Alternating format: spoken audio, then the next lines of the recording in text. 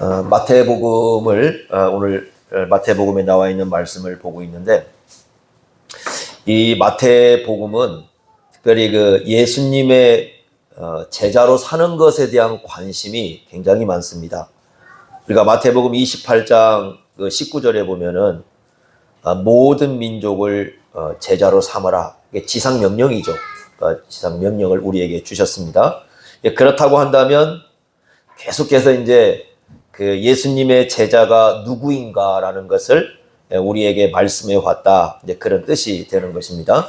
그래서 마태복음에서 오늘 본문의 말씀을 보기 전에 먼저 우리가 생각해야 할 것은 이 무리하고 제자하고 구분을 좀 해야 됩니다. 마태복음에서는 그 구분이 굉장히 중요합니다. 그래서 마태복음에 이 무리라는 말이 그 성서공회에서 이렇게 파악한 걸 보면은 46번 정도 나옵니다. 이 무리라는 말이. 그래서 이제 사람들이 이렇게 모여있는 이 무리가 그렇게 나오는데, 마태복음 여러분 그 앞에 가보시면 한번 그 앞에 좀 보고, 두 군데 한번 보겠습니다. 4장을 한번 가보십시오. 마태복음 4장. 마태복음 4장, 어디를 보시냐면, 25절 한번 보십시오. 25절을 보시면 무리가 나옵니다. 이렇게 말씀을 했죠. 4장 25절. 갈릴리와 데가볼리와 예루살렘과 유대와 요단강 건너편에서 수많은 무리가 따르니라. 이렇게 말씀을 했어요. 그리고 이제 5장 1절 보세요. 예수께서 무리를 보시고 산에 올라가 앉으시니, 그 다음에 누가 나왔어요? 제자들이. 그러니까 무리와 제자들을 구분하고 있죠.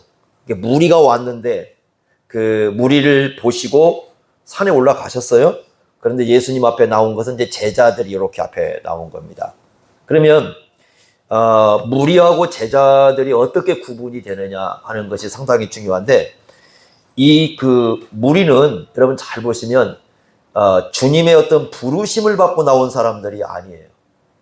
이 무리라는 존재들은 스스로 나온 겁니다. 그러니까 스스로 예수님 앞에 나왔는데, 왜 예수님을 찾아왔냐면 자기들의 어떤 그 필요함을 구하는 자기 욕구가 있어요. 자기들이 원하는 게 있어요. 어떤 사람은 병이 들었으니까 나 병 고쳐 주십시오. 어떤 사람들은 먹을 게 없으니까 나 먹을 거 주십시오. 이렇게 자기들이 뭔가 필요한 게 있어요. 그 필요한 것을 구하고 싶어서 온 사람들을 이제 무리라고 불러요.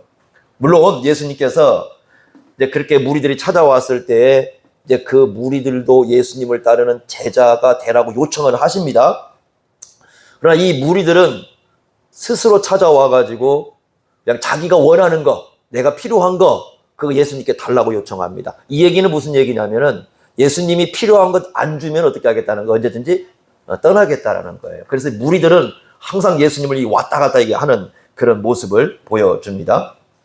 자, 예수님께서 사탄에게 큰 시험을 3가지를 받으시고 이제 막 사역을 시작하는데, 가장 먼저 행하신 일이 뭐였냐면 제자들을 부르시는 일이었어요. 제자를 삼는 겁니다. 마태복음 4장 18절부터 22절까지 보면은 예수님께서 4명의 제자를 부르신 그런 장면이 나옵니다. 그럼 이 제자의 핵심은 뭐냐면 부르심이 있다. 누가 먼저 부르시냐면 주님이 먼저 부르셔요. 그러니까 무리들은 스스로 나오는 거고, 제자들은 누가 불러서 나와요? 예수님이 불러서 나와요.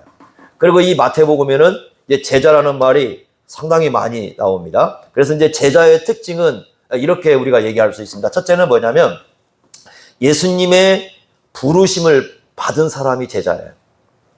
그래서 제자는 누구라고 볼 수 있냐면 부르심을 따라 살아가는 겁니다.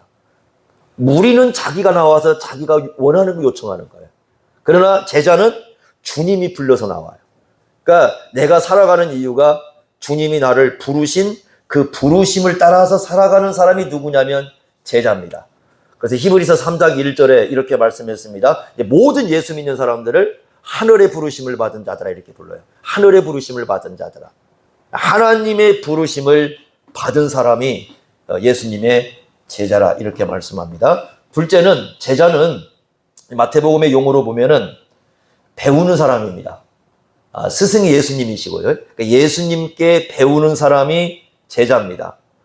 여러분들이 아마 잘 아는 구절일 텐데 그 마태복음 11장 29절에 보면 예수님이 이런 말씀했습니다. 나는 마음이 온유하고 겸손하니 나의 멍에를 메고 내게 뭐하라? 배우라. 배우라. 예수님으로부터 배우는 사람이 누구예요? 제자예요. 그러니까 예수님의 말씀을 듣고 그 예수님의 말씀을 들을 뿐만 아니라 그 스승이신 예수님의 발자취를 따라가는 사람, 이런 사람이 제자라 이렇게 얘기를 합니다. 그러니까 두 가지죠. 첫째는 부르심을 받은 사람이고요. 두 번째는 예수님으로부터 배워가지고 예수님을 따라가는 사람이다. 이렇게 얘기할 수 있습니다.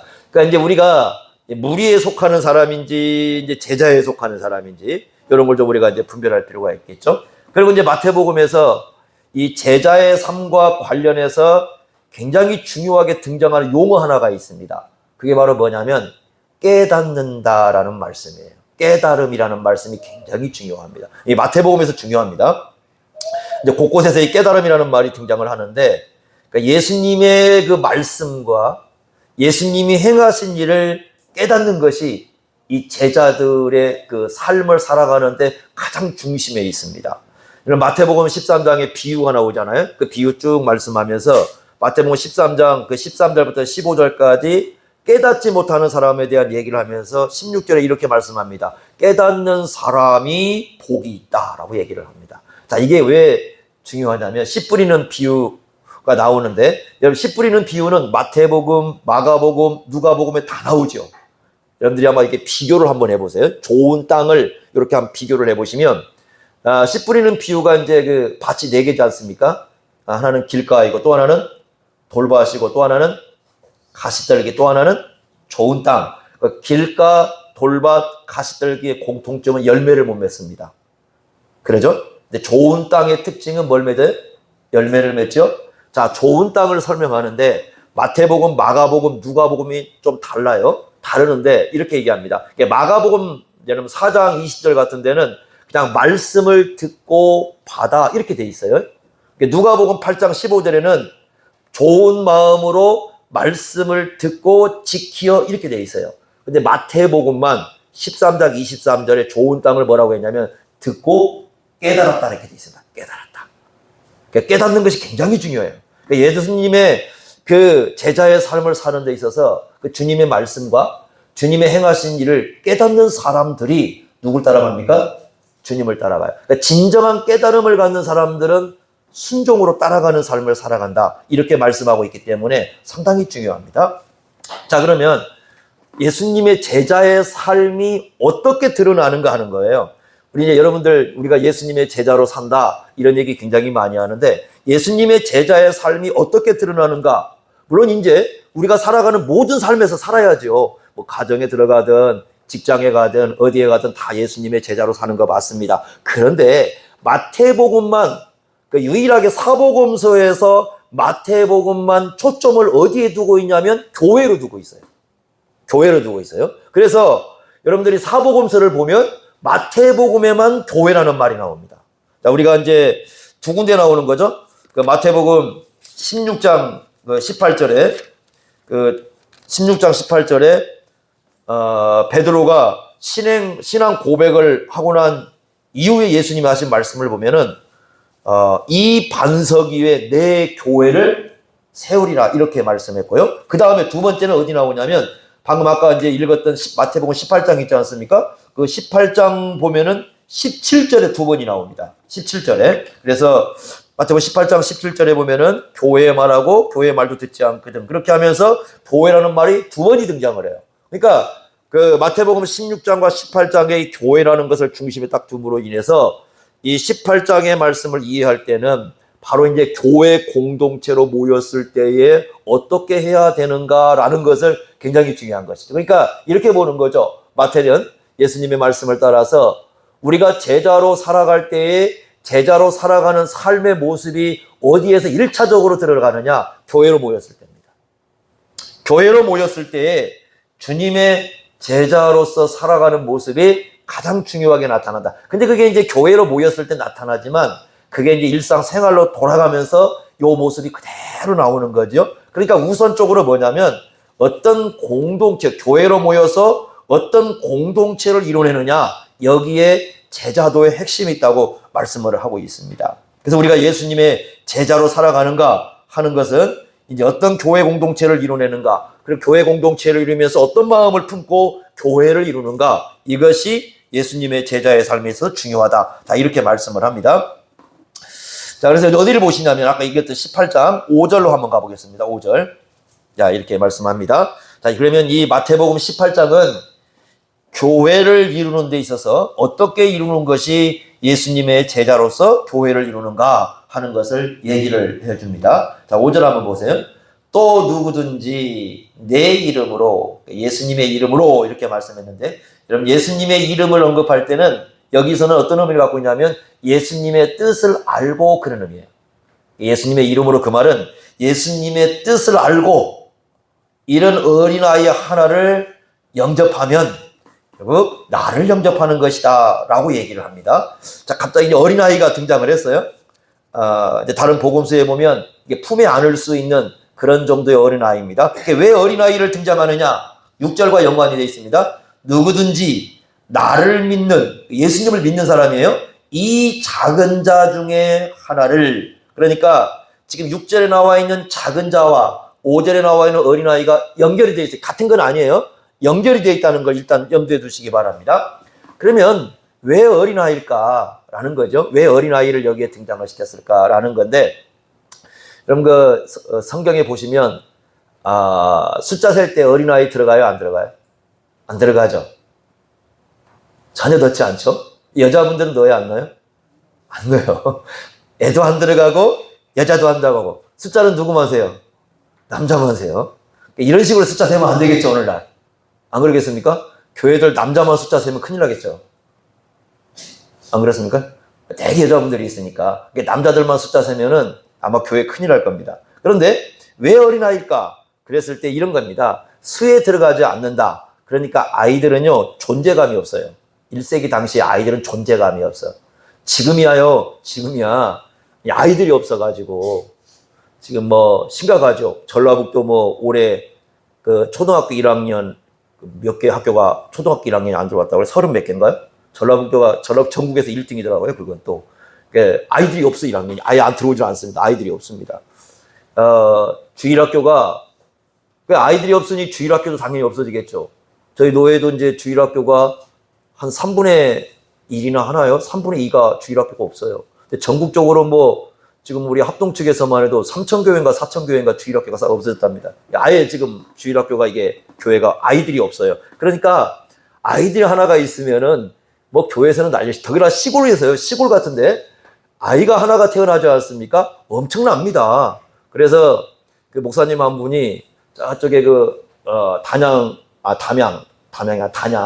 쪽으로 갔다 오다가 그 프랭카드 하나가 이렇게 붙었답니다. 이게 프랭카드 하나가 붙였는데 2년 만에 그 면단이 아이가 처음 태어났어요.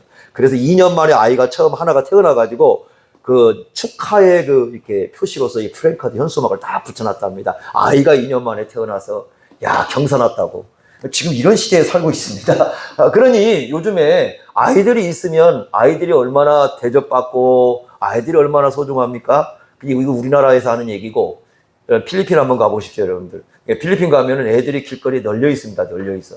막 차 한번 가면 쭉 따라오니까 제가 누구 집이 애석인지 관심이 없어요. 쟤들 떼그리러 오니까 그 아이들이 엄청납니다. 그리고 이제 이렇게 우리 같은 사람들이 가면은 와가지고 손가락으로 하면서 뭐 지금도 패소인가 뭐 1패소 뭐 이렇게 달라고 요청을 합니다. 아이들이 엄청납니다. 그래가지고 우리 예전에 1970년대 하고 비슷한 것 같아요. 그러니까 선교사들이 들어가서 복음을 전하지 않습니까? 애들이 막 떼그리러 옵니다. 이렇게.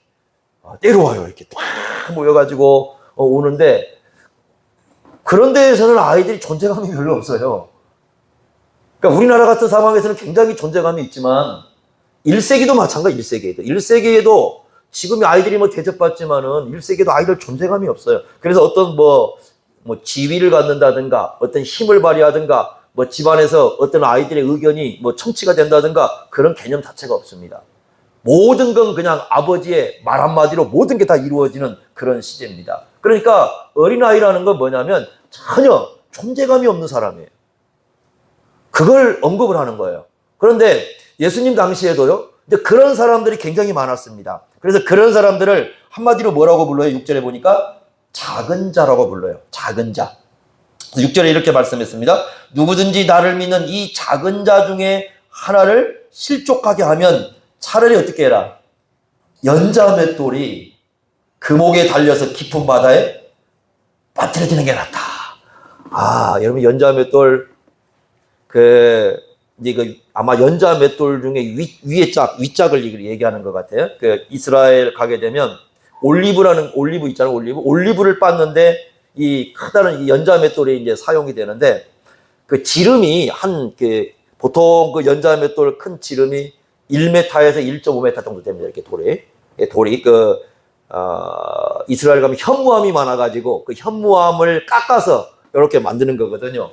그래서 이제 여기 우리 정읍에 좀 올라가면 순창 넘어가는 길에 산림박물관이라고 있는데 그 산림박물관 들어가는 입구에 보면은 연자맷돌이라는 게 하나가 있어요. 근데 그건 요만해가지고 뭐 그 정도는 나도 들겠다 이렇게 생각하는데 1m가 이렇게 넘는 것은 들기 쉽지 않겠죠. 이제 그런 연자맷돌인데 그걸 여기 말씀대로 목에 딱 연자맷돌을 이렇게 걸어가지고 바다에 빠뜨리면 어떻게 되겠습니까? 아니면 죽기만 하겠어요? 어떻게 돼요? 완전히 못 나오는 거죠. 그래서 이 연자맷돌을 이스라엘 가니까 오병이어 기념교회라고 있거든요. 오병이어 기적을 베푸는 걸 기념해서 세운 교회가 있는데 그 앞에 입구에 가봤더니 맷돌이 하나가 있더라고요. 이게 맷돌이 이렇게 있었는데 어쨌든 그걸 빠뜨리고 났다 이렇게 얘기를 합니다. 그러니까 이게 뭐냐면 그 얘기는 이게 굉장히 심각한 얘기라는 거예요. 그러니까 제자들은 이걸 심각하게 안 들었어요. 왜냐하면 작은 자 하나를 소홀히 하는 거, 어린아이 하나 소홀히 하는 거, 이 사람들 중에서 누구 하나 소홀히 하는 거, 그거 별거 아니지. 왜냐하면 그 당시 사람들이 다 그렇게 살았으니까. 사람들이 예를 들면 자기 사회 속에서 남자든 여자든 소외시키면 시키고 이렇게 살았으니까 노예가 있으면 노예 저거 아무것도 아니고 사람 취급도 안 했죠. 노예는 말할 수 있는 물건 취급을 했으니까 아무것도 아니죠. 노예든 아이든 여자든 또 어떤 병든 사람이든 특히 이제 병이 들었으면 천벌을 받았다고 해가지고 사람들이 가까이 하지 않았으니까 누구든지 이런 사람들을 봤을 때 아무렇지도 않게 생각했고 그리고 그렇게 살았죠. 그런데 예수님은 뭐라고 말씀하냐면 이거 굉장히 신중한 얘기라는 거죠. 어느 정도 신중하느냐? 이 얘기 제대로 안 들으면 마치 어느 정도냐면 만약에 어떤 한 사람을 연자맷돌을 매가지고 바다에 빠뜨렸습니다. 들어가서 못 나왔어요. 엄청난 사건이죠. 그처럼 굉장히 중요한 문제라고 주님께서 얘기를 하거든요. 그런데 이 부분이 오늘날 교회도 별로 이렇게 중요하게 생각하지 않아요. 그러면 작은 자와 실족하게 한다. 이 두 말씀을 해결하는 게 굉장히 중요합니다. 자, 작은 자가 나옵니다. 근데 작은 자 앞에 6절에 보니까 무슨 말씀이 붙어 있어요? 믿는다. 이 사람은 예수를 믿는 사람이에요. 예수 안 믿는 사람 얘기하는 게 아니라 예수를 믿는 사람들이니까 지금 어디에서 발생하는 문제예요? 교회 공동체에서 발생하는 문제입니다. 그렇죠? 이것도 이제 헬라어로 이제 작은 자라는 말이 미크론이라는 말입니다. 그러니까 영어를 보시면 마이크로라는 말 여러분 아시죠? 마이크로가 뭐냐면 가장 작은 걸 마이크로 이렇게 부르지 않습니까? 아주 작은 이제 그런 의미를 갖습니다. 그러니까 이 말씀이 신체적으로 작은 아이만을 의미하는 건 아니에요. 아까도 말씀드렸지만 사회에서 존재감이 없는 사람, 다시 말하면 영향력이 적은 사람이에요. 어떤 이 사람이 뭔가 얘기했을 때 별로 그냥 관심도 기울이지 않고 이 사람이 뭔가 얘기했을 때 별로 중요하게 생각되지 않는 그런 사람을 의미하는 겁니다. 그리고 또 한편에서는 어떤 걸 의미하면 어떤 상황에 있을 때 좀 분별력이 없는 사람이에요. 뭔가 이렇게 좀 분별을 해야 되잖아요. 왜냐하면 어떤 상황, 이게 똥인지 된장인지 이게 좀 분별할 수 있어야 되잖아요. 그런 분별력이 별로 없는 사람을 뭐라고 부르냐면 작은 자라고 이렇게 불러요. 그래서 어른도 작은 자라고 불러요. 어른도. 그럼 마태복음 9장 2절에 보면은 중풍병자가 있습니다. 한 중풍병자를 네 사람이 이렇게 들것에 들고 오지 않습니까? 근데 어른이거든요. 중풍병 걸린 어른이 왔는데 예수님이 뭐라고 부르냐면 작은 자야 이렇게 불러요. 어른인데 작은 자야 이렇게 불러요. 그러니까 왜 그렇게 부르겠어요? 중풍병이 걸렸으니까 온몸을 쓸 수가 없겠죠. 그럼 이 사람은 사회에서 어떤 사람이에요? 전혀 어떤 영향력을 발휘할 수 없는 사람이에요. 뭔가 몸을 활동해가지고 이런 봉사도 할 수 없고 전혀 몸을 사용할 수 없으니까 봉사도 할 수 없고 남이 들러야 옮겨줄 수 있고 그런다고 해서 이런 사람이 되으니까 뭐 사람들이 관심을 기울일 부분도 아니고 뭐 그런 사람 아니겠어요? 그런 사람인데 이렇게 오니까 예수님이 작은 자야 이렇게 부르는 거예요. 심지어는 요한복음 그 13장 그 33절을 보면은 예수님께서 제자들을 놓고 뭐라고 부르냐면 작은 자야 이렇게 불러요. 제자들을 놓고.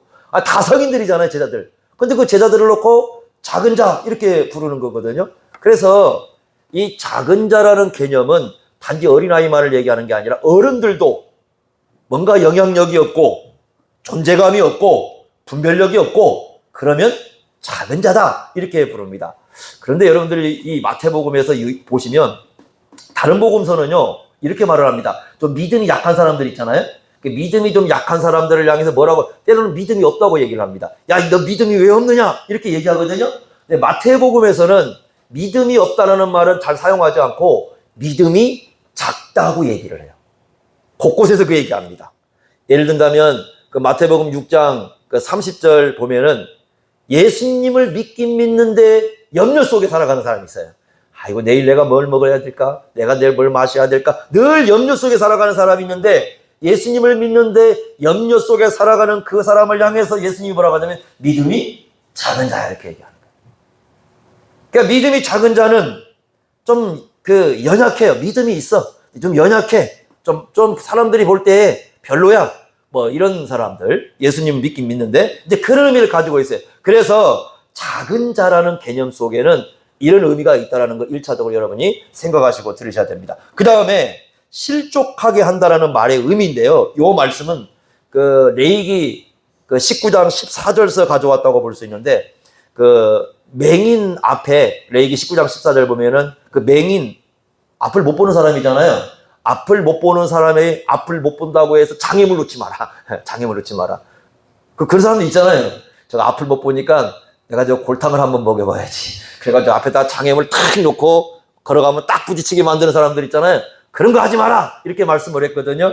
그래서 실족이라는 말은 뭐냐면 다른 사람들로 하여금 걸려 넘어지게 하는 것을 두지 말아라. 네, 그런 뜻입니다. 여러분, 올 여름 덥잖아요?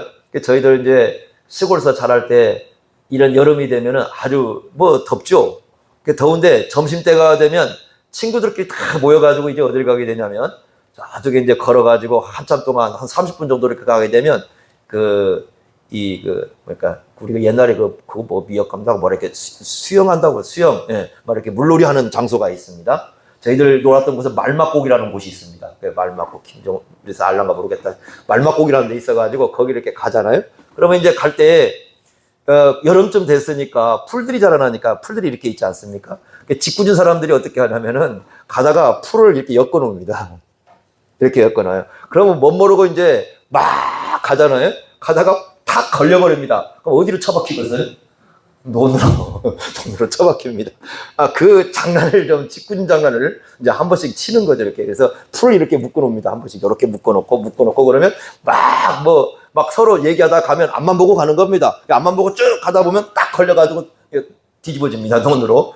뒤집어지면 이제 곧바로 가서 또 이제 그 물놀이 하고 뭐 그래도 재밌게 놀았어요. 뭐 사는 게 뭐 다 그러니까 그렇게 살고 놀았습니다. 그런데 바로 그 걸려 넘어지게 하는 거예요. 걸려 넘어지게 하는. 실족하게 한다는 말은 뭐냐면 이 정상적으로 길을 가는데 그 길에다가 뭔가 장애물을 놔가지고 넘어지게 만든 거예요. 뭐에서 넘어지겠어요? 믿음에서 넘어지게 하는 거예요. 다른 사람들로 하여금 믿음에서 넘어지게 하는 행위를 하는 것을 뭐라고 얘기해요? 실족하게 한다 이렇게 얘기해요. 그래서 여러분 9절 8절 보면은 이걸 뭐라고 얘기하냐면 범죄라는 말을 쓰고 있습니다. 8절 범죄하다. 그 다음에 9절에도 범죄하다. 여러분 범죄하다 번호 쓰여 있죠? 좋은 성경은 쓰여 있습니다. 1번이라고 쓰여 있고 밑에 뭐라고 되어 있어요? 실족. 그러니까 다른 사람 범죄라는 게 여기서 범죄라는 건 뭐냐면 다른 사람들로 하여금 하나님 앞에서 올바르게 못 살게 하는 거예요. 못 살게 하는 거. 올바르게 그 믿음 가운데 살아가도록 해야 되는데 그 올바르게 믿음 가운데 살아가지 못하도록 어떤 행동을 취하는 겁니다. 그걸 뭐라고 얘기해요? 실족한다라고 얘기합니다. 무서운 죄입니다. 그래서 10절에 이렇게 결론을 내립니다. 한번 10절 한번 보십시오. 10절 한번 같이 읽어보겠습니다. 10절 말씀 다시 있습니다. 시작. 삼가 이 작은 자 중에 하나도 업신여기지 마라. 너희에게 말하노니 그들의 천사들이 하늘에 계신 내 아버지의 얼굴을 항상 배우느니라. 뒤집어서 얘기하면 존귀하게 여겨라. 이건 여러분 1세기 사람들에게는 충격적인 얘기예요. 왜냐하면 1세기 사람들은요, 그냥 이렇게 생각하면 하찮은 사람은 하찮게 여겨야 되는 거예요. 별 볼 일 없는 사람은 별 볼 일 없게 여겨야 돼요. 그게 그 당시 세계 사람들의 세계입니다. 로마 그 제국 사람들은 그렇게 생각했어요. 그러니까 여러분들이 마찬가지예요. 다 자기 나라가 세계 제국에 있다고 생각한다면 그 주변 나라 사람들 다 하찮게 여기잖아요. 그래서 옛날에 중국 사람들이 우리를 다 뭐라고 얘기했어요? 우리는 오랑캐 그러면 누구 생각합니까? 네? 오랑캐, 누가 오랑캐예요? 우리가 오랑캐라고 부를 때. 나 모르면 이제 국사 공부하시죠. 근데 중국 사람은요, 그 중국 사람 중심에 있는, 주위에 있는 모든 나라를 다 뭘로 봤어요? 오랑캐로 봤어요. 그러니까 우리가 중국 사람에 의하면 우리가 누구예요? 오랑캐야. 그러니까 우리도 같이 오랑캐라고 하는 거지 뭐. 그 사람들은 우리가 오랑캐. 우리를 다 오랑캐, 주변 사람 다 오랑캐. 그러니까 뭐냐면 오랑캐라는 말을 써가지고 모든 자기 주변에 있는 나라들을 하찮게 여기는 거지. 하찮게 여기고 소홀히 여기고 그래서 사람들을 아주 깔보고 이런 무시하고 이런 세계입니다. 근데 로마 제국 안에서 그렇게 생각했던 거예요. 그래서 로마 제국 자기들은 문명국가고 나머지 사람들은 다 미개인들입니다. 그래서 사람들을 깔보고 무시하고 이런 건데 로마 세계 자체에도 계급 제도가 있어가지고 아버지가 모든 이 실권을 다 갖고 있어요. 그래서 예를 들면 여러분 딸들이 있는데 돈이 없으면 어떻게 아버지가 딸을 팔아먹어요. 말을 안 해요. 그래. 말을 안 해요. 딸을 팔아먹어도 그냥 괜찮은 세상이야. 그 주권이, 딸에 대한 주권이 누구에게 있어요? 아버지에게 있는 거야. 그러니까 이게 전부 남편에게 이 주권이 있어요. 그래서 유대인들도 그러잖아요. 유대인들도 만약에 와이프가 밥을 하다가 밥을 태워 먹었어. 그럼 어떻게 할 수 있어요? 네? 이혼할 수 있어요. 이혼할 수 있어요. 그리고 와이프가 길거리 가다가 다른 남자하고 인사했어. 남편이 볼 때 기분 안 좋아. 그럼 뭐 할 수 있어요? 이혼할 수 있어요. 이혼 사회. 이 1세기 당시 사회가 그런 사회. 더군다나 애들은 수에 들어가지도 않으니까 애들은 이건 말건 상관없죠. 그래서 여러분 로마 사회가 어떤 사회였냐면요. 이 로마 기록에 이렇게 보면은 이 아이들 있잖아요. 애를 낳는데 내 마음에 안 들어. 그럼 그 애들을 어떻게 해요? 로마 광장에 다 버려요. 다 버려요. 그냥 버려요. 밤에 그냥 갖다 버려버려, 애를 갖다가. 네? 우리 애들은 참 다들 안 버렸잖아요. 그죠? 버려요. 그러니까 로마 광장에 가면 밤에 눈 뜨고 나면 애들이 막 거리에 이 버려진 아이들이 있어요. 그러니까 이제 기독교인들이 어떻게 했느냐. 그래서 주님의 말씀을 따랐던 기독교인들이요. 그 아이들을 다 데려다가 길렀어요. 버려진 아이들을. 그게 1세기 당시에 우리 기독교인들이 왜 사람들이 엄청 욕했어요. 그래도 욕해요, 기독교인들. 욕을 했는데도 불구하고 기독교인들이 올바로 했던 건 뭐냐면 그런 아이들을 한 생명 한 생명을 존귀하게 여기면서 이 아이들을 데려다 길렀던 거예요. 사실 기독교가 없다면 세계 인권은 없어요. 여러분들 보세요. 다른 종교 보세요. 다른 종교 전부 계급제예요. 어디 여러분 종교라는 게 있고 한번 보세요, 여러분들. 인도, 제도, 아니면 어디 다른 우리법, 불교, 어디를 보든지 여러분 보세요. 계급제도 아닌 데가 있습니까? 모든 종교가 계급제예요. 단 하나 계급제가 없는 데가 있습니다. 어디입니까? 기독교예요. 그런데 이걸 변질시킨 것이 어디입니까? 가톨릭이에요. 계급제로 다 변질시켰어요. 교회만 계급제도가 없어요. 모든 사람들, 하지만 가장 하찮은 사람도 세상 사람이 없인 여기는 사람일지라도 예수를 믿으면 그 한 사람 한 사람을 존귀하게 여기도록 가르친 것이 기독교였던 거예요. 그걸 여러분 우리가 알아야 됩니다. 왜 우리가 그 한 사람 한 사람을 소중히 여겨야 되고 우리가 세상에 하찮게 보는 사람도 존귀하게 여겨야 되느냐? 크게 몇 가지 이유가 있습니다. 첫째는 뭐냐면 우리 초대교인들이 생각했던 게 뭐냐면 모든 사람들은 하나님의 형상인 거예요. 형상이라는 건 뭔가를 닮았다는 거잖아요. 우리가 누굴 닮았다는 겁니까? 하나님을 닮았다는 거예요. 진화론에서 주장하는 건 뭐예요? 우리가 끝까지 누구 닮았다는 거예요? 동물 닮았다는 거예요. 그러니까 동물처럼 살아도, 짐승처럼 살아도 진화론에서는 할 말이 없어요. 왜? 우리가 누굴 닮았으니까. 동물을 닮았으니까. 그런데 기독교는 하나님의 형상이니까 누굴 닮았어요? 하나님을 닮은 거죠. 하나님처럼 하나님을 닮은 모습대로 살지 않으면 기독교는 정상이 아니에요. 그래서 사람답게 살아가는 거죠. 그래서 하나님의 형상을 회복하는 게 굉장히 중요한 건데, 하나님께서는 우리 모든 사람을 하나님의 형상으로 창조한 거예요. 그러니까 예를 들면 노예가 있다고 했습니다. 노예를 생각할 때 1세기 사람들은 말할 수 있는 그 동물 정도로 생각했어요. 여러분, 철학자들, 좋은 철학자들이 있습니다. 세계에서 추앙받는 철학자들, 뭐 아리스토텔레스, 그럼 세계 모르는 사람이 없죠. 아리스토텔레스조차도 노예는 그냥 물건 취급했어요. 저는 철학가들의 그 인권 문제는 상당히 문제가 많다고 봅니다. 제가 철학가들이 이렇게 철학을 전개하는 거 보면은 얘기를 하는데, 그들이 사람을 대하는 인권의 문제는 상당히 많은 문제점을 안고 있어요. 그런데 그런 세계 속에서 예수 믿는 사람들은 그 한 사람 한 사람을 하나님의 형상으로 봤던 거예요. 그러니까 노예지만 이 노예를 그냥 하나의 기계로 보고 하나의 물건으로 본 게 아니라 하나님의 형상으로 창조된 사람으로서 대한 것입니다. 진화론을 배우면 계속 사람이 동물처럼 변해가는 겁니다. 자기가 배우는 걸 닮아가게 되어 있어요. 여러분 보세요. 진화론을 배워가는 사람들은 얼마나 이 말하는 것도 거친지 모릅니다. 동물처럼 정말 변해가요. 하나님의 형상을 닮아가면 그렇지 않습니다. 그래서 첫 번째로 사람이 존귀한 이유는 하나님의 형상이기 때문이에요. 두 번째는 뭐냐면, 자, 믿는 형제는 성경에서 계속 강조하는 게 뭡니까? 그리스도께서 위하여 죽으셨다. 이게 얼마나 멋진 말인지 몰라요. 여러분 고린도전서 한번 가보십시다. 우리 고린도전서 8장 한번 가보겠습니다.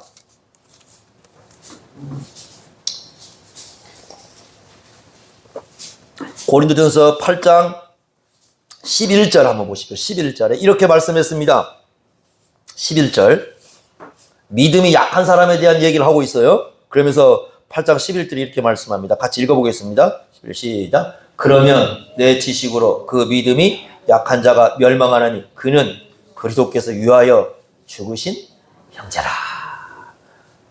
예수 믿는 사람은요, 그리스도께서 위하여 죽으신 형제라는 겁니다. 그걸 우리가 뭐라고 불러요? 그걸 여러분 고린도 7장 23절 보시면 값으로 샀다고 얘기합니다. 값 주고 샀다라는 거예요. 값 주고 샀어요. 예수님을 위하여 죽었다라는 건 뭐 했다고요? 값 주고 샀어요. 값 주고 샀다라는 건 뭐냐면 그만큼 가치가 있다. 엄청난 가치가 있다. 엄청난 가치가 부여된 사람이 예수 믿는 사람입니다. 네? 엄청난 것입니다. 여러분 그 100원짜리 반지 사가지고 도구만 거 있잖아요. 그거 반지 주면 버릴래요? 가지고 있을래요? 100원짜리. 결혼 반지로 주면. 아이고. 그럼 만약에 순금을 갖다가 요즘 금값이 얼마인지 모르겠다만 비싸더라고요. 막 순금을 갖다가 몇 돈을 해가지고 여러분에게 줬어요. 네? 한 막 200만 원짜리 만들어줬습니다. 어떻게 하실래요? 팔아버려요? 그거 주면 어때요? 정말 좋지요? 네? 안 그래요? 얼마나 좋을까요? 왜 그래요? 왜 좋아요? 색은 똑같은 금색인데. 진짜니까. 그것도 있지만 돈이 되잖아요. 팔 수 있죠? 100원짜리는 팔 수 있어요? 없어요? 없어요. 그죠? 목사들이 다 지금 와서 땅 치고 후회하는 게 있습니다. 아이들 돌 때 들어왔던 돌반지 다 그때 팔아먹었거든. 지금 금값이 다 올라가 있잖아요. 그러니까 그거 남겨놓을 걸 다 이럽니다. 뒤에 와가지고. 그러는데 여러분 금이 이 값이라는 게 있어요. 가치, 어떤 가치. 그 가치가 부여가 되는 거잖아요. 그러니까 내가 이 사람을 얼마만큼 생각하느냐 하는 것은 내가 이 사람에 대해서 얼마를 그 가치를 부여한다는 건 내가 이 사람에 대해서 뭘 얼마나 할 수 있는가, 내가 얼마나 가치 있는 걸 줄 수 있는가. 이거 굉장히 중요한 거죠. 그런데 예수님께서 뭐라고 말씀하시냐면 자기 목숨을 값으로 주셨다는. 그러면 얼마나 예수 믿는 사람들이 가치가 있냐는. 그러니까 이 사람이 예를 들면 영향력을 발휘하든 발휘하지 못하든 그게 중요한 게 아니고 이 사람이 예를 들면 잘났든 몰랐든 잘 살든 못 살든 세상에서 어떤 위치는 그게 중요한 게 아니라 예수님이 위하여 죽으셨다는 그 사실 하나만 가지고도 어때요? 굉장히 세상에서는 비교할 수 없는 값을 지불한 겁니다. 그래서 소중한 거예요. 그래서 예수 믿는 사람 한 사람 한 사람이 얼마나 소중한 가치가 있는가 위하여 죽으셨다는 사실에서 알 수가 있습니다. 이걸 우리 초대교인들이 마음에 간직하고 있었던 것입니다. 세 번째는 뭐냐면 여러분 예수님은 머리죠. 교회는 뭐예요? 그의 몸이죠. 우리가 이제 그렇게 예수님은 머리고 교회는 몸으로 이렇게 얘기합니다. 그러면 그 관계를 우리가 그 몸에 속한 사람을 우리가 뭐라고 불러요? 지체라고 부르죠. 지체죠. 몸하고 머리는 어때요? 연결돼 있죠. 떨어지면 뭐 귀찮으니까 뛰었다가 붙였다가 뭐 그럴 수 있나요? 아니죠. 떨어지는 순간 어떻게 돼요? 죽어요. 머리와 몸은 이게 연결되어 있지 않습니까? 사도 바울이 그걸 깨달은 거예요. 사도 바울이 열심히 예수 믿는 사람 핍박했잖아요.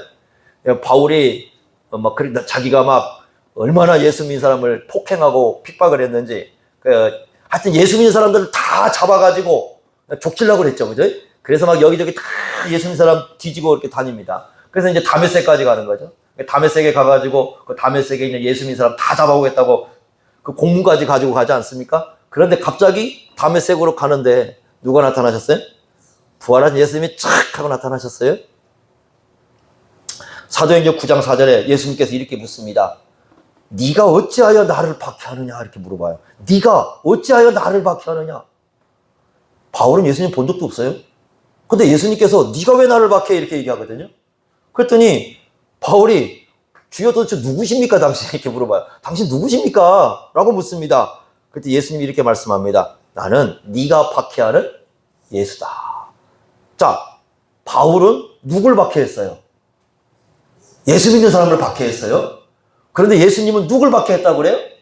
예수님을 박해했다고 그래요. 왜 그래요? 예수님과 교회는 하나의 몸으로 연결돼요. 생명관계. 그러니까 이런 거죠. 우리 몸 중에 한 부분을 소홀히 여기는 것은 결국 그 사람 자체를 소홀히 여기는 거예요. 귀한 거죠. 여러분들 이 사람이 귀하잖아요? 그럼 그 사람 하나하나가 다 귀한 거예요, 원래. 그러죠? 안 그러나요? 어떤 사람이 귀하면 그 사람 사진도 귀한 거죠. 그 사람과 관계된 모든 건 다 귀한 거예요. 만약에 그걸 소홀히 여긴다는 것은 그 사람 자체를 소홀히 여기는 거죠. 그러니까 이 교회와 예수님은 머리와 몸의 관계 속에 있기 때문에 교회 안에 속해 있지만 하나하나를 소중히 여기는 것은 결국 누구를 소중히 하는 똑같은 거예요? 예수님이셔요. 마지막 네 번째는요, 이런 겁니다. 우리 예수 믿는 사람들은 모두가 다 이 자라남의 과정 속에 있어요. 자라남의 과정 속에 있습니다. 목표는 뭐냐면 예수님의 형상이죠. 그래서 로마서 8장 29절에 이렇게 말씀했습니다. 하나님이 미리 아신 자들을 또한 그 아들의 형상을 본받게 하기 위하여 미리 정하셨으니, 예정론의 핵심은 우리가 누굴 닮는다는 거예요? 예수님 닮는다는 거예요. 여러분, 예정론을 공격하는 사람들 많거든요. 뭐 모르고 하는 소리입니다. 그러니까 저는 예정론이 뭔가를 좀 알고 했으면 좋겠어요. 알지도 못하고 공격을 합니다. 예정의 핵심은 뭐예요? 우리가 전부 예수를 믿으면 누굴 닮는다는 거예요? 아들의 형상을, 예수님을 닮는다는 거잖아요. 여러분, 예수님이 얼마나 영광스럽고 얼마나 아름답습니까? 그러면 그 예수님 닮아갈 때까지 우리가 서로 뭐 할 수 있어야 돼요? 인내할 수 있어야 돼요. 서로에 대해서 인내를 할 수 있어요. 그게 사랑의 마음이에요. 그래서 성경에 보면 인내라는 말을 굉장히 강조를 합니다. 그러니까 인내를 왜 강조하느냐? 아직은 예수 믿는 사람은 아직 완성된 게 아니에요. 전부 어떤 과정에 있어요? 전부 자라나는 과정. 저도 자라나는 과정에 있고 여러분도 자라나는 과정에 있고 처음에 오면 다 자라나는 과정 속에 있어요. 누구나 다 마찬가지예요. 어떤 사람도 완성된 사람은 없어요. 이 땅에서. 완성되려면 어떻게 해야 돼요? 완성되는 길이 하나 있습니다. 어떻게 하면 돼요? 죽으면 됩니다. 근데 죽기는 싫죠? 네, 그러니까 다 자라나는 과정 속에 있습니다. 이렇게. 근데 죽음이 오면은 우리 영혼은 완전한 성화를 이루게 된다고 말씀을 했어요. 근데 그때까지는 다 어떻게 우리가 다 자라나야 돼요. 누굴 닮아가는 방향으로? 예수님을 닮아가는. 완성된 사람은 없어요. 그럼 우리가 어떻게 해야 되느냐? 우리도 완성되지 않았고 다른 사람도 완성되지 않았고 자라날 때까지 어떻게 해야 돼요? 기다려줘야 됩니다. 아이가 막 태어났는데 막 지금 태어나가지고 몸무게 한 3.0kg, 3kg나 되었는데 이놈 자식 왜 태어날 때 170으로 안 태어났냐고 막 머리 두들기 패세요. 얘가 자라납니까? 얘가 키가 170이 되고 180 될 때까지 어떻게 돼야 돼요? 자라나야 돼요. 나눔이가 몇 킬로로 태어나서 처음부터 키가 막 이렇게 원래 이렇게 안 나왔죠, 사모님? 그게 원래 어떻게 나왔어요? 제가 제일 가벼웠어요. 그렇지, 조그만했지. 조그만했는데 지금 어떻게 됐어요?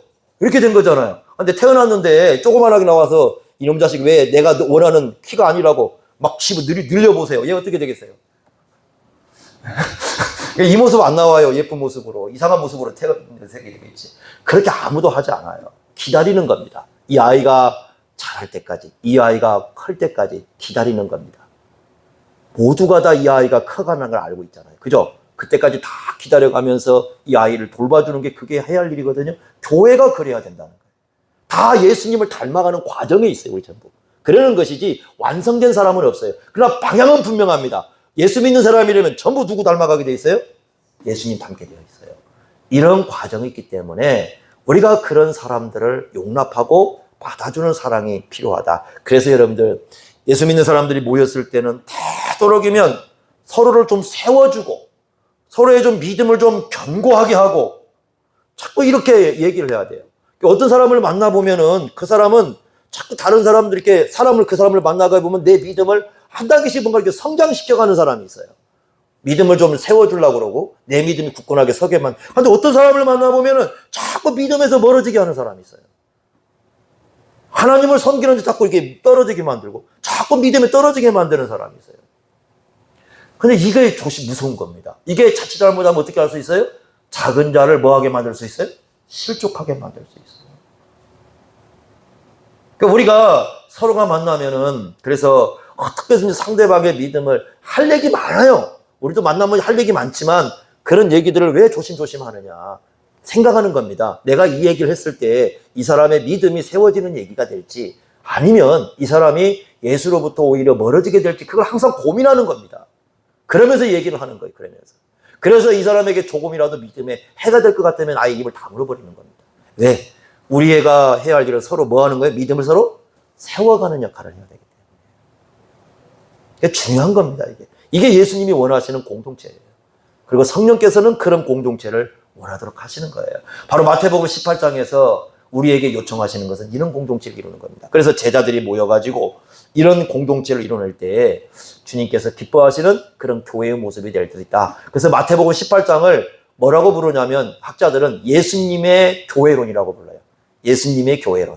그러니까 예수님이 가르쳐 주시는 교회가 뭔가 그걸 얘기해 주는 거다. 자, 그래서 우리가 지난주 걸 좀 기억하시면 되죠? 지난주 큰 사람이 어떤 사람이라고 그랬어요? 서로를 섬기는 사람. 그랬을 때 예수님이 이런 말씀을 하는 겁니다. 섬김을 어디서부터 시작해야 되느냐. 교회에서 가장 어떻게 보면 하찮게 보이는 그런 사람들부터 우리가 뭐 해야 돼요? 섬길 줄 아는 그런 마음이 이렇게 열려 있어야 되는. 그게 우리 예수 믿는 사람들의 그 성품이어야 되고 그게 신앙이어야 된다. 이렇게 말씀을 하고 있습니다. 이 말씀을 여러분 저희들이 기억하셔서 서로를 소중히 여길 수 있는 한 사람 한 사람 다 소중히 여길 수 있는 그런 마음으로 서로를 대할 수 있기를 바랍니다. 기도하겠습니다. 하나님 아버지, 오늘 말씀을 통해서 예수님께서 원하시는 공동체가 어떤 공동체인가를 저희들이 살펴봅니다. 우리 예수님의 제자로 살아가는 공동체는 서로 한 사람 한 사람을 업신여기지 않는 공동체라고 하였습니다. 이런 마음을 품고 서로를 대할 수 있도록 함께 하시고 또 그러한 교회 공동체를 이루어갈 수 있는 저희들의 마음이 될 수 있도록 함께하여 주옵소서. 예수님의 이름으로 기도하옵나이다. 아멘.